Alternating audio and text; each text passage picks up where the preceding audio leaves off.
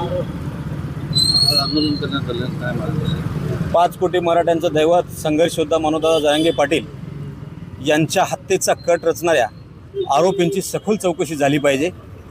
SIT मार्फत त्यांची चौकशी करून दोषी आरोपींवर योग्य ती सजा लागली पाहिजे। या प्राथमिक चौकशीमध्ये असं प्राथमिक अहवालामध्ये असं निदर्शनास आलेलं आहे की या कटामध्ये या राज्याचा एक माजी मंत्री आणि परळी विधानसभा मतदारसंघाचा विद्यमान आमदार धनंजय मुंडे यांचा सुद्धा कट या कटामध्ये सामील आहे। जर यदा कदाचित संविधानिक पदावर राज्य करणाऱ्या किंवा संविधानिक पदावर या राज्याचं मंत्रिपद भूषवणाऱ्या आणि विद्यमान आमदारांनी दीनदुबळ्यासाठी गरिबांसाठी हक्काची लढाई लढणाऱ्या मनोज जरांगे पाटील यांचा कट करण्याचा आरोप असेल तर तो आरोप सिद्ध करण्यासाठी शासनाने योग्य ती चौकशी करावी।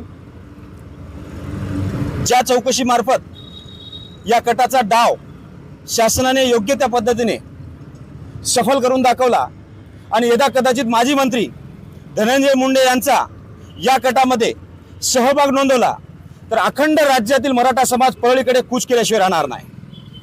कारण मराठा समाजाचं दैवत मनोजदादा जरांगे पाटील यांनी अतिशय पोटतिडकीने उपाशीपोटी अनेक उपोषणे करून कित्येक आंदोलने करून मराठा समाजाला न्याय मिळवून देण्याचं काम केलंय।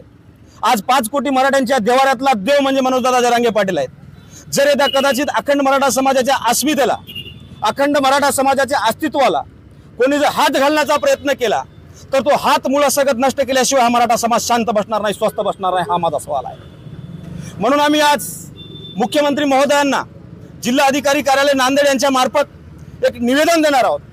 एक दिवसीय धरणे आंदोलन करून या गोष्टीचा निषेध करणार आहोत आणि राज्याच्या मुख्यमंत्र्यांना या प्रकरणावर सखोल अशी चौकशी करून खऱ्या आरोपींना पाठीशी न घालता निष्पक्ष चौकशी करून खऱ्या आरोपींना शिक्षा करण्यासाठी मुख्यमंत्री महोदयांनी पुढे यावं। अन्यथा या राज्यभरातील मराठ्यांचा आक्रोश, हा मराठा समाजाचा तीव्र संतोष या मुख्यमंत्र्यांना आणि या राज्याला पाहावा लागेल, हा सवाल या ठिकाणी।